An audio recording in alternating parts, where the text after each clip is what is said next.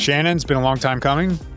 Got you on here once. We had an error, but we're making it happen this time. I mean, there's so much news happening. I thought had to have our Senior Director of Product SEO come on. You lead our great product and technical SEO product.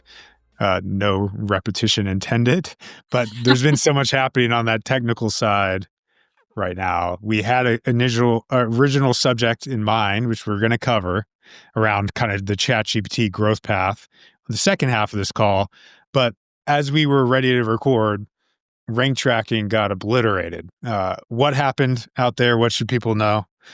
And what's going on in the streets? I love that. Well, first off, thank you for having me. I'm excited to be here. Like you said, long time coming. This is a bucket list for me, so I'm excited to be here. Yeah, never a dull moment. Spent my entire year in SEO, and I feel like this year is just, the hits keep on coming. So the news over the weekend, we saw a really important update from Google that I think everyone should be aware of. We saw the removal of or disablement of a parameter that essentially allowed scrapers and tools to see 100 organic results per page instead of 10. So that removal of that at num equals 100 really just makes rank tracking more complex and costly. And so one of the things you can start to see, as most are probably already seeing now, is if you go into Google Search Console, you go to your account, your client's account, and you can go ahead and filter into search results. And then you are starting to see a drop-off of search impressions. So a couple things that we're just telling our clients as far as what this looks like. This does look like it's the new normal. It does not reflect an actual loss in visibility or traffic necessarily. But we are seeing some changes. We haven't seen them in third-party tools, but we are seeing them in Google Search Console. And again, it could be that this is more of an accurate number in impressions as far as users. So not that real loss in visibility, but ultimately taking out some of those tooled or those bots from the data set. So no real fix, just hopefully giving more accurate information when it comes to comparing overall impressions when it comes to, looking at your site. Yeah, not great to see numbers go away, but actually in this case, I mean, rank tracking capabilities going away are definitely not the best, but when your data is inaccurate and it becomes more accurate, that should be room for rejoicing most of the time, because now we can make better decisions. We cut through the noise, and hopefully that's all quite helpful in a lot of different ways. There is drawbacks though, right? Like it seems when we'll see how these tools update and if anyone's going to like fall on the sword and be willing to pay for much more web crawling in order to make rank tracking possible, there's fallbacks. Like we used to track progress in early rankings and early engagements, and that's going to be difficult to do now. Like you can't, if you're working with a new startup and you have no visibility on search, being able to show that progression from page 5 to 4 to 3 was helpful. And now we just don't have that. What are some ways you think people could think about taking the place of that, if any? Yeah, it's really hard, and a lot of shifting of metrics that we've been having to focus on. And, one of the biggest benefits from rank tracking over the years was seeing those brands that were just missing that first page and what that could signal in terms of content relevance for users, how it was ranking really told what Google's perception was. And so I think a lot of the insights that come is getting back to what we had talked about before was, what are those conversions or actual on-site engagement numbers? So if we lose some of those visibility metrics, like ranking, we can deduce the benefit or the engagement from a piece of content within actual analytics. So are people engaging? Sure. We still, have clicks. We still have, traffic to the site, and we can see overall on-site engagement.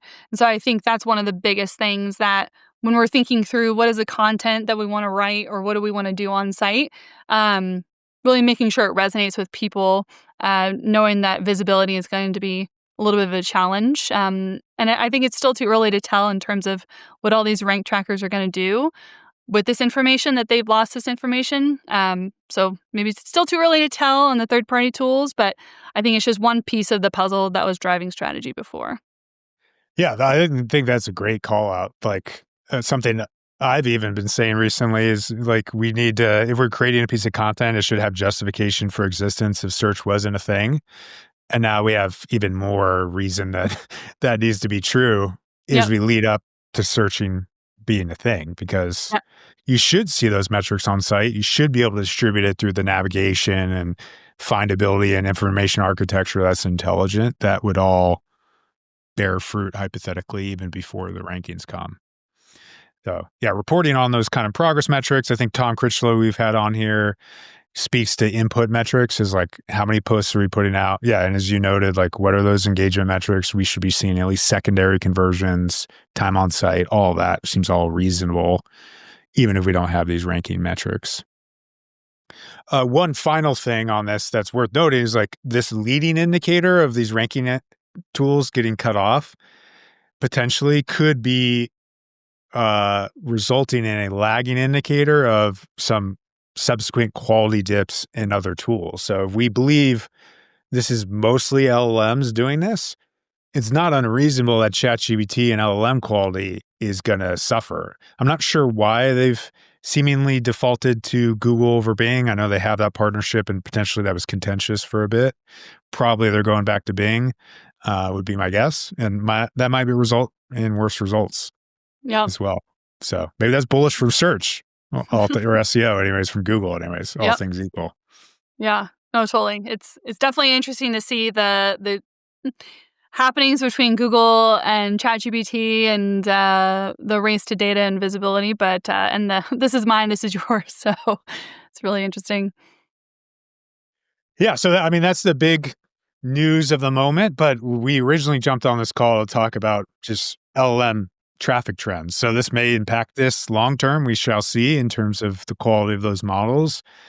But it's interesting. We just published a new report on referral data that shows declines month over month for the second month in a row. Similarweb did post something that showed that ChatGPT has grown 2% month over month.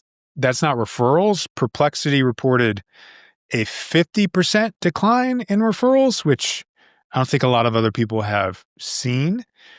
But it seems like something is happening with the growth rates of these tools. What are you seeing out there? What seems to be happening, Shannon? Yeah, it's really interesting. And it's another challenge, right, for us as SEOs, because we've been saying, hey, traffic from traditional Google is going down, so we're going to start measuring the traffic from LLMs, and then we see a decline in referral traffic for a few clients. Of course, not all. And so I think there's a few things going on. One, for ChatGPT, I think there was a few different things that had been released in terms of changes they had done, almost like a algorithm type update where they had made some changes in how they shuffle or think through or get their answers within their platform. And I think the overall trend that I'm seeing within our brands is a lot more answers surfacing directly within the interface, not necessarily people needing to click through from some of these results. So I think it's a similar trend. And if we saw how Google evolved and, the evolution of search results and getting answers directly in the actual results, I think there's an adjustment that's happened within a ChatGPT that answers are becoming more prevalent. And also something to think through too is just like overall usage, right, of these platforms and who's using them. I know it varies by audience. It varies by demographic too. So we're looking at a lot of early adopters. So it really varies by brand. And then also, I think it was interesting to see the growth of other platforms as well. So I think one of the takeaways I have as well is I've fallen into almost like the ChatGPT equals LLM. So I think this was a good reminder to see there's other platforms out there, seeing how they're growing and understanding how visible you are within each of these platforms too. So a few different things that I think that are changing and evolving when it comes to what necessarily traffic is coming to these platforms. Yeah, it's interesting seeing the growth rates, as you mentioned. One of the things that struck me from Similarweb's data in the last month is that Claude is now slightly larger than Perplexity. They've had the strongest growth rate of 18.64% from August to July of all of the LLMs. Perplexity is second at 5.42%. Still, Perplexity is sending real pipeline to people in sales. One thing the PKI team mentioned to me that I thought was instructive about Claude is it tends to be a lot of creators on Claude for whatever reason, not as much like doers like ChatGPT and Perplexity perhaps. So it's probably not, it's almost more of a usage tool right now than a visibility one. That you may differ depending on your industry, like check your referral traffic to decide Claude is number 2 for you. But that's interesting to see. Yeah. Anyways, yeah. And And it's it is also, summer. Yeah, go ahead, yeah, I was Shannon. gonna say it's hard, it's only a few months, and it will be interesting to see, as we've talked about, right? Like the importance of year over year and how people use these. So it'll be really interesting to see how this trends over time as school gets back in session, as holidays approach. What does referral traffic look like based on the prompts that are going into these platforms? So I think it'll be really interesting to then start over time getting those year over year trends and looking at that per brand and what that means. Yeah, one thing you hit on that also reflected in an engagement study we did recently is the quality of the traffic seemingly is starting to decline from ChatGPT. So the early look, for those not watching on YouTube, had very strong engagement from ChatGPT. They were very small numbers in 2024 when our study started, but as time has gone on, it's starting to decline. And even in the last 60 days, ChatGPT is actually slightly worse than Google in terms of engagement rate quality. So that could be a portion of early adopters. It could be seasonality. It could be students going away. You'd think maybe they'd be less engaged, but maybe not. But yeah, anything else you think is kind of playing out and looking at this data?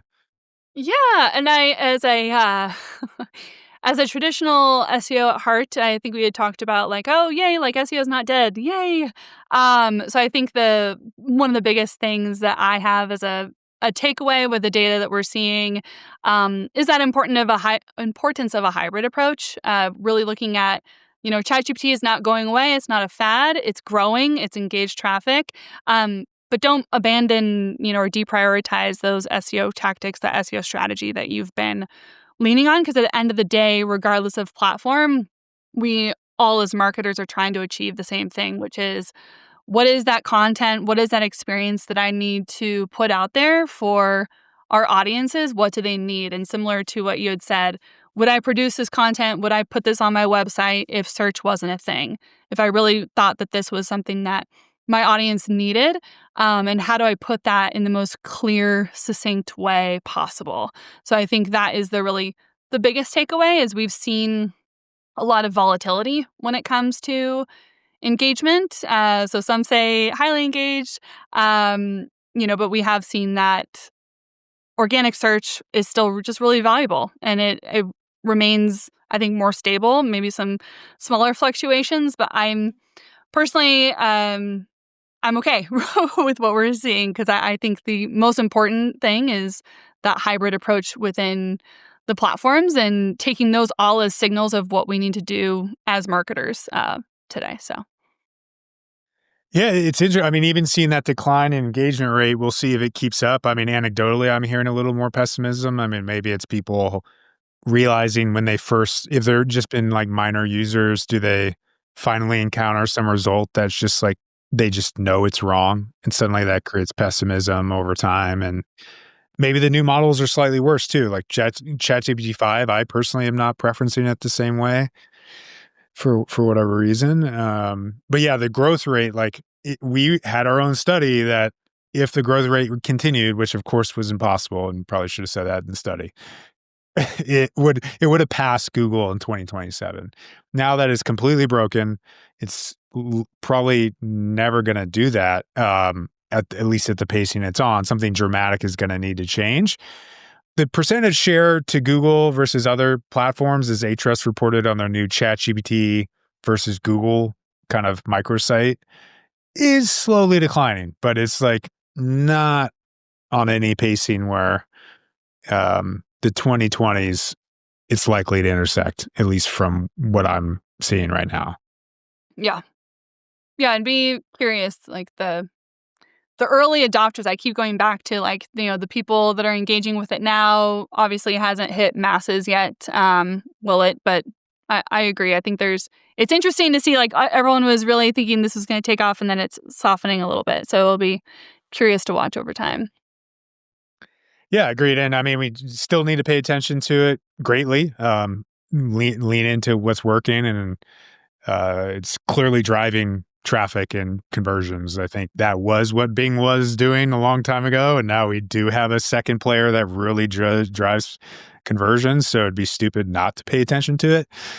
I think we've all probably slightly overreacted to just the extent at which it's going to pace. And Google is innovating. Their Gemini model is pretty strong. If they want to roll out AI mode to the default, which is still unclear if they're going to, they've put out conflicting messaging about that as well. We'll all be on watch, but things are moving quickly, it seems. But also at the same time, based on this data, maybe not quite as fast as we think. Yeah, and then even I saw a recent study. Alita Solis had the study of, like, how many people are using ChatGPT and then using Google after. So I thought that was really interesting as well, to just monitor and see how people are engaging between the two, and then how much they're leaning on, and what that means for, in particular, branded, or where they're going on Google then. So to watch those trends over time too between the two platforms. Yeah, they're complementary in some ways, it seems like. Like, you get a better experience on Google for some things. You kind of build it out, ChatGPT, vice versa. So yeah, it's maybe not zero sum, and we got a few channels to go around. Yep, exactly. Well, thanks for coming on, Shannon. Hopefully we'll have some access to SEO tools next time you arrive on the podcast Yes. scene. Awesome. Thank you, Ross. Thank you for having me. Thank you.